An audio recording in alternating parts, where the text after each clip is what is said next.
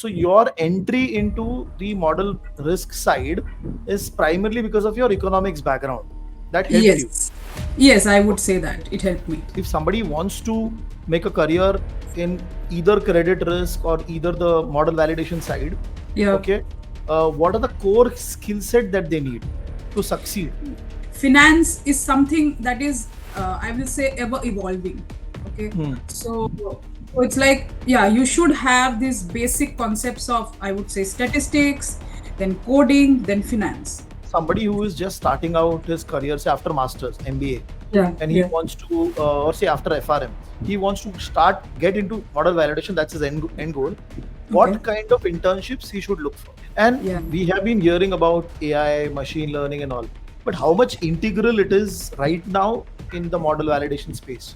AI and machine learning is going to stay, and it's only rising from, like, it's always rising from one, like it's going upwards. Suppose if somebody is having an work experience in Python, for example, or Okay. basically is aware about Python, so till what level of knowledge in that language do you require to actually clear an interview?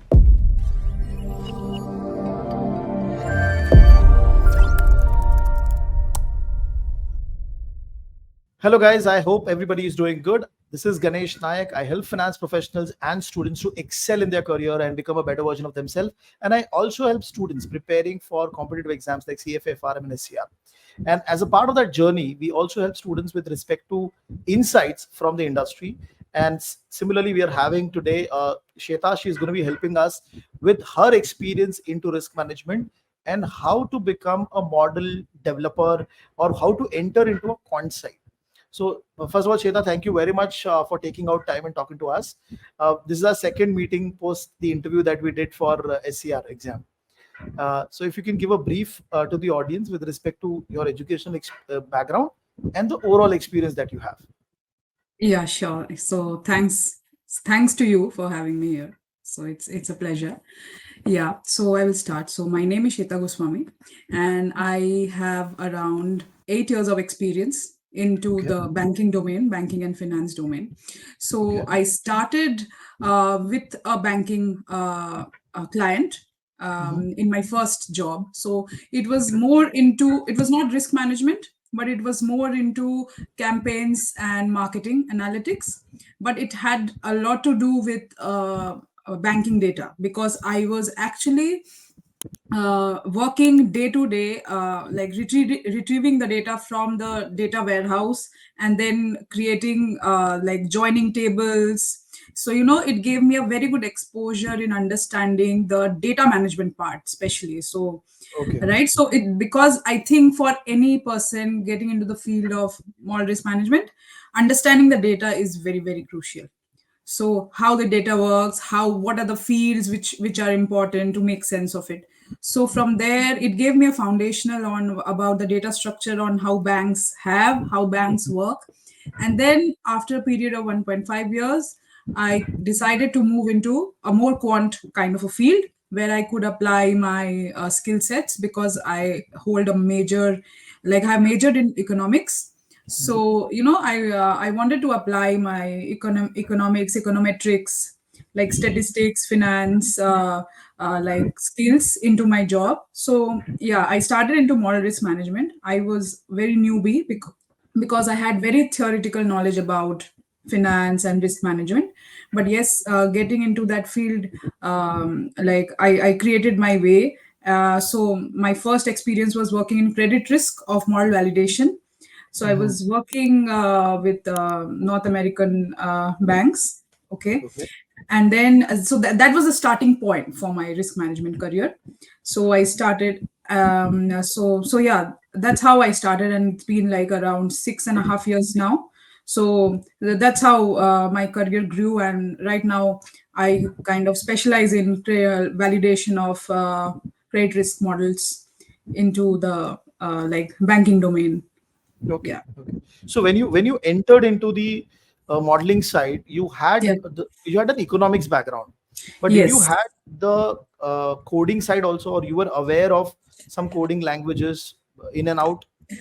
Yes. So to begin with, since I did my master's in economics, so Mhm. my university taught us few like coding languages, which were very academic, because it was not very aligned to the industry standards. It was like I was taught e-views and stata. Okay, but the major point, is that like people focus a lot on coding, but the Mhm. main thing that I have always felt is you should understand the logic and the algorithm of a certain computation that you're working on. Okay. So, Okay. so yeah, so that actually helped me. Like, if you know the algorithm, if you know the mathematical form, like a mathematical derivation of a certain regression or any kind of analysis, then like moving into any kind of coding will help you, of course, because then you are just replicating the formulas and the logic of it.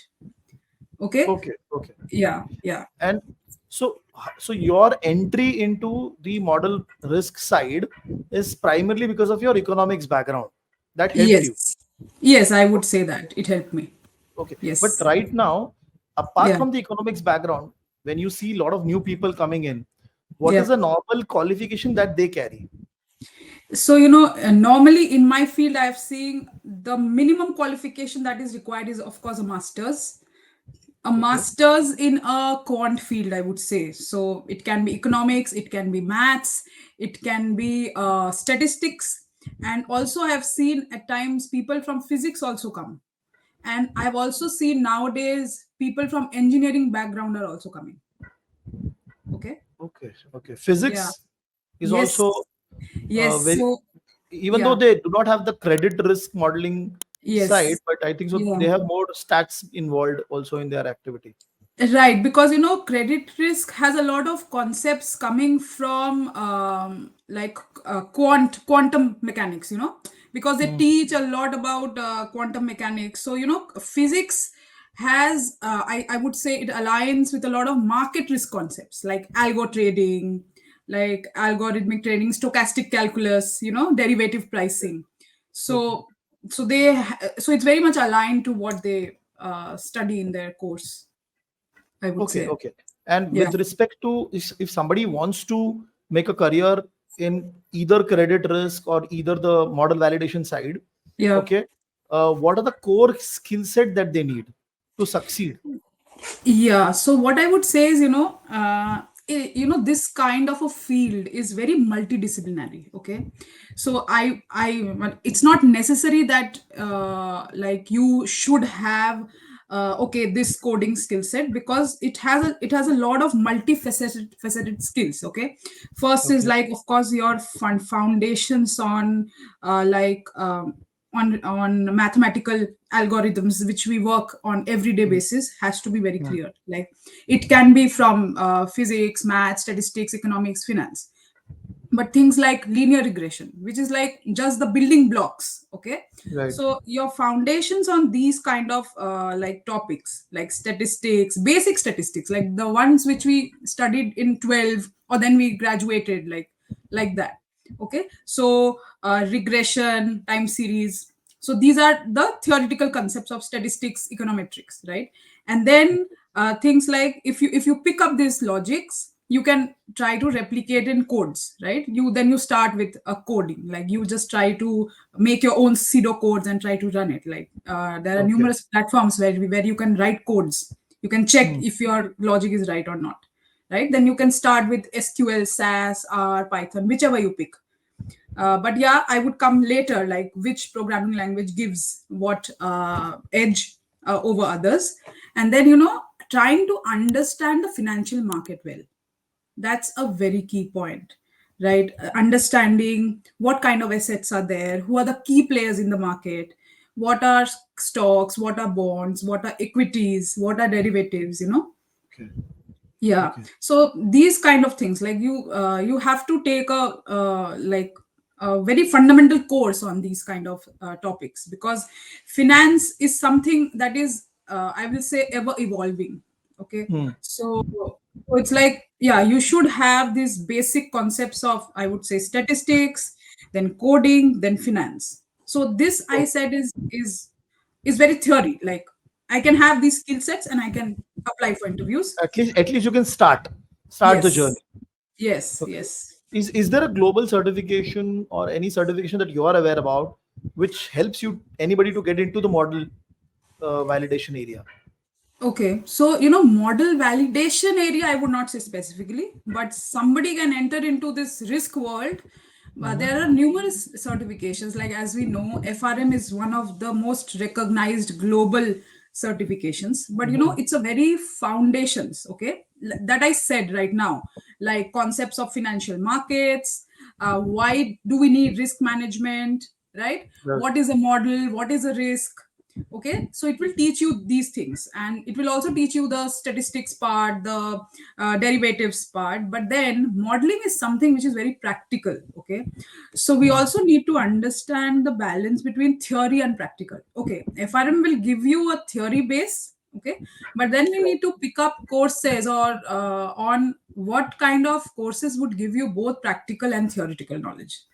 Okay, because modeling is something which is very practical. Okay, we will learn something, but it's not always what we have learned that we apply.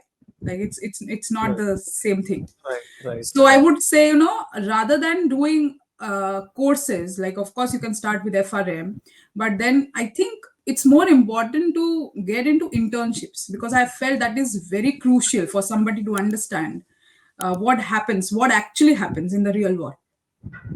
Okay, okay. And Yeah. we have been hearing about AI, machine learning, and all, but how much integral it is right now in the model validation space? Yeah, yeah. I would say it is, AI and machine learning is going to stay, and it's only rising from, like, it's always rising from one, like it's going upwards. And because we have this traditional regression models since it has started, since regressions since risk management has started, the industry now wants to explore far more extensive and data heavy algorithms, which is machine Okay. learning and AI. Okay, because the data it's getting like increasing day by day.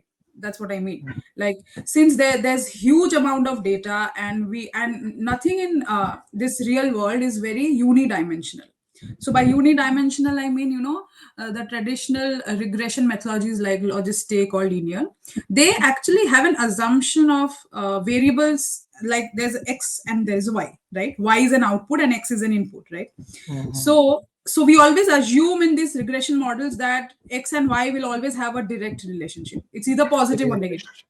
Yeah. right? It's a linear relation, but that's not always the case. Like, of course, if we want to capture these kind of complex problems that we want to solve, we always have to think that it can never be like one dimensional. It cannot have a linear relation. Right. So in order to capture this non-linear things, machine learning is very valuable at that end.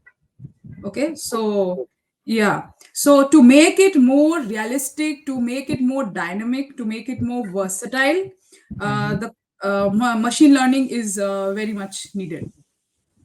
Okay. Yeah. And you mentioned about internship. So Yes. if somebody who is just starting out his career, say after masters, MBA, Yeah. and he Yeah. wants to, or say after FRM, he wants to get into model validation, that's his end goal. Okay. What kind of internships he should look for? Yeah, so I think I think right now a lot of big banks give internships to such kind of professionals. At least as far from my experience when I was in India, right now even in Europe, I see a lot of people getting hired in their semester 3, like just before their science final semester, and there's Okay. also a lot of demand for them because there's a lot of work for them. So I see a lot of demand for such kind of internships in the field of model risk management. So model risk management has a lot of pillars, right? The person can get hired in development, the person can get hired in validation. There are also numerous works on risk reporting or data analysis, or somewhere the anywhere an intern can fit. So once the person has the right amount of foundational knowledge, a master's degree, the person should start looking for such kind of opportunities, because it's ample of opportunities are there. There is always a demand. Yeah. Okay. And you have also done GARP SCR certification. Yes. So Yes. would why would somebody I want to understand the recommendation part, that Okay. somebody who's already working into the credit risk space, Okay. okay, how doing SCR, how it will help that person. Yeah, because right now, as we all know, climate risk is the need of the hour. Like Hmm. we have to understand that if there are five top risks in the risk management world, in those five top risks, climate risk is will always be there in the coming years, right? Right, right. And integration of climate risk into all the risk management domains will become inevitable, be it credit risk, be it market risk, be it operational risk, be it liability risk. Okay. Hmm. So, and a lot of things, like what I have found, since I am specializing in credit risk, Hmm. things on climate risk are very much aligned to credit risk in many terms, right? For Right. example, if I say that India is at high risk of flood, especially the coastal areas, right, Hmm. like Mumbai or West Bengal, right? So the logical mind will speak, okay, if this area is prone to flood risk, then I would suspect that, okay, so if it's prone to flood risk, then the houses there are prone to this kind of risk. Then Hmm. valuation of these houses will fall. So if valuation of these house prices will fall, then how it's going to affect an individual's cash or the person's balance sheet. So so it's like this. So it's very much related to the credit perspective. Like if you try to understand, so how are the Okay. mortgage prices getting affected? Okay. So it's like there's a very clear linkage between this kind of credit risk aspect with the climate risk, because through climate risk it's affecting the credit risk, similarly to market risk or any other risk. Okay. Okay. But you have Yeah. seen people who are there in credit risk, they are now looking at climate risk seriously. They have Yes. started doing that. Yes. Yes. Okay.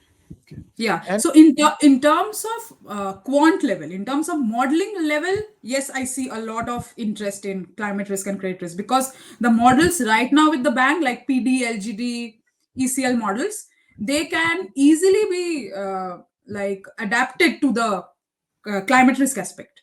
They can. okay. Okay. So you can Yeah. upscale it, basically, to Yes, we include can all of this. upscale it. Yes, upscaling it, including these variables, trying to take some stress testing analysis. How can these variables be stressed? So yes, we can do it. Okay. Yeah. And somebody new into the space, what would you recommend? Learning him uh, two particular language, say for example R Python, or only focusing on one language? No, I wouldn't. I wouldn't say sticking to a certain language. Neither I will say that you learn. I won't impose things, okay? Because I think each and every language has their equal importance. Okay, it's just that you would need to decide when you use these languages. So, just as I mentioned in my beginning of the podcast, that SQL is something which I feel is very fundamental. Like you should understand SQL, because unless you don't understand the data, then you're not going to work with it. How will you work with it? So, SQL, if you learn SQL well, you will understand SAS very well. Okay. I didn't learn SAS, I learned SQL first. And that gave me a very good foundation on understanding the data, the tables, everything. Okay. So SQL will help you understand merging of tables, what kind of variables are there, like transaction variables, income variables, okay, Okay. demographic variables, personal information of a particular person, like age, like what is his income, what is his transaction history, his balance, okay, these kind of things. So so understanding SQL, and then you can easily move into SAS, because SAS also has a lot of statistical uh, Yes. like computational Implication. application. And also big banks are still sticking into SAS today. Okay, big banks are still sticking into SAS today. And yeah, SAS is majorly used, although I keep hearing a lot that SAS will become obsolete. But for me, it's been 8 years of my experience and it's still not obsolete. So Okay. SAS is still there. And then of course R and Python have an edge over these, because R and Python is an open source, right? Right. So you Right. can, you can even download the R and Python in your personal laptop and you can do it, right? So there's no expense for these kind of courses. But for Python and R, I would say Python is more versatile than R, right? Because Python has become like, even people from engineering background can easily come into Python because it has those kind of like operations, you know, Hmm. like operational efficiency. So yeah, Okay. but for like Python also gives you it has a lot of libraries, right? It has a lot of libraries which will help you compute a certain algorithms, certain regression or machine learning techniques. But then I would say somebody who wants to learn statistics, like who has come Mhm. from statistics background, R is something that I've always felt is very efficient to give you good statistical analysis. Okay, Okay. because R has libraries, it has functions which are very aligned with what we have studied in statistics. So that's Okay. why, you can always see that industry, like academics or people who are doing research, they rely a lot in R. Okay. Okay. Yeah. And see, when you take interviews of Yeah. people, so suppose if somebody is having work experience in Python, for example, or Okay. basically is aware about Python. So till what level of knowledge in that language do you require to actually clear an interview? Okay, so very basic. Like, I, of course, I'm Yeah. not going to ask how would you run a regression or a logistic regression model. I'm not going to ask that, because for me, I would ask what are the assumptions of regression model. Mm. What happens if assumptions of a regression model fails? Okay, so I'm just making it clear. So I'm not going to ask anything related to regression. What I will ask is very basic operations in Python, like, okay, how do you select top 10 students in the class who have 90% marks? Okay, Okay. Okay. so Okay. something So very basic, very basic. so basically the weightage will be more on the statistical part rather than the coding part, because coding you can learn also on the go. Exactly. Yes. Okay. So I would just want to know if you know the basic operations in Python, if you can merge tables, if you can create groups of similar kind of people, like Hmm. having the same marks, or somebody is from the same region. So Right. something like this. Or I'll ask you if you can run a for loop. Okay, if you can do these simple things. Mhm. Okay. Okay. Yeah. Basic operations related to Python Yes. or any Yes. coding language, which we generally do it when we start preparing for the Yes. code, basically. And you know what? So, Many a uh, times, I'm sorry to cut you. I just wanted to complete it. So the thing is that when we interview a person, if we are huh, seeing the person has the right skill set, he's able to answer the concepts of the algorithms, and even if the person is not very good with coding, he's not able to answer. We still keep him in mind because we know at least he knows the concepts. Because coding he can learn, right? You can learn coding. That's fine. hmm, Like nowadays we have Chat GPT. Everybody is yes, asking asking Chat GPT for writing codes. Even we do it. yes. Yeah. Okay. Yeah. Okay, wonderful. And how do you rate networking in your area? And especially for students, how Yeah. they can connect with working professionals like you? Yeah, I feel networking is very important, and it's hardly discussed about, because networking will help you, because as I said, moral risk management doesn't come with a course. If I don't know if you have noticed it, but none of Mhm. the GARP or any kind of industry gives you a moral risk management course, because Right, it's a very practical way of understanding the banking world, right? right. So to talk with people is the way for the people who want to come into this field, right? Mm-hmm. So you have to attend. What I always feel is very important, which I also do. I try to attend as much as I can conferences, seminars, webinars. So I have registered myself to a number of event sites which are like related to my career interest. Okay, and a GARP also organizes a lot of like webinars.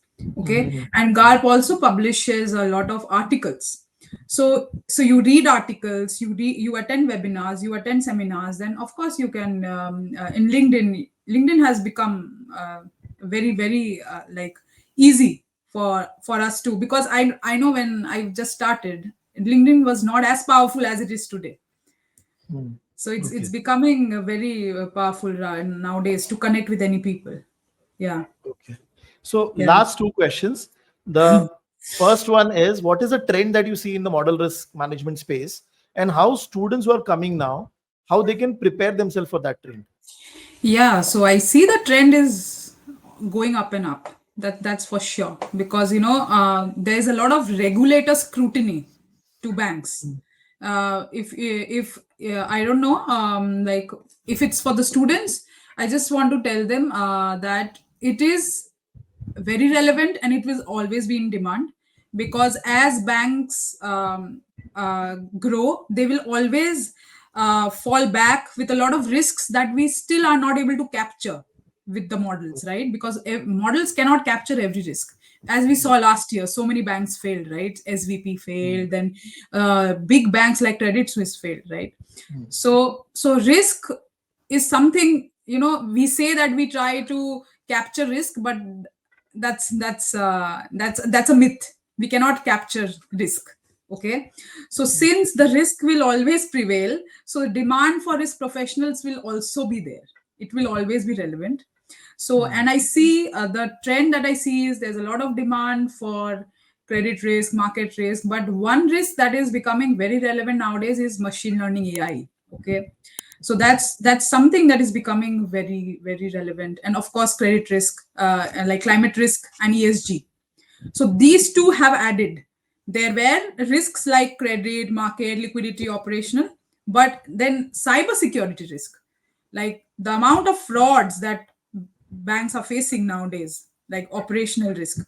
So there is importance to every kind of every facet of the risk, I would say. But Okay. machine learning, AI, and climate risk is something which is very much in scrutiny right now, which I see. Okay, interesting. And Yeah. finally, for the benefit of the audience, if you can share with us one advice that you got from your mentor or people around you that actually helped you to boost your career. Yeah. So what I would say is one advice is, always being aware of what's going around in the industry.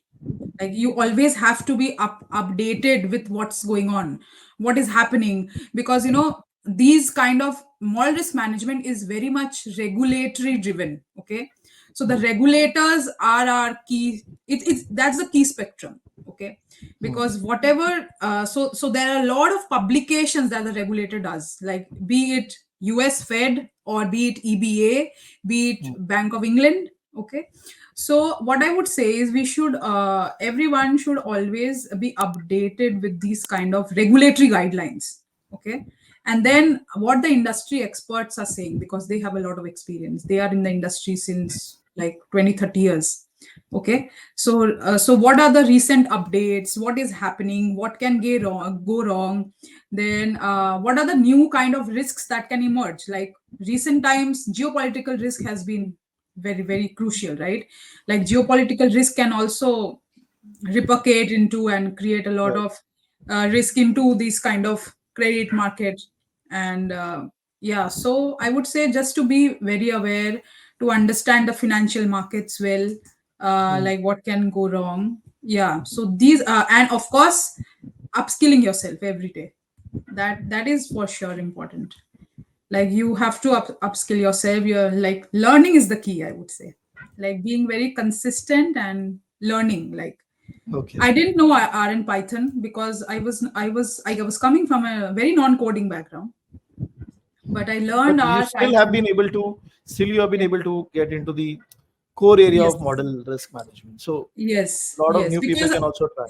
yeah, they can of course try, and there are multiple courses online, like free courses online, which you can actually do. Like I that's how I learned. I learned R, Python, like doing multiple courses online. There were free courses. I even paid for them. There are courses like where you can code yourself. Okay, Hmm.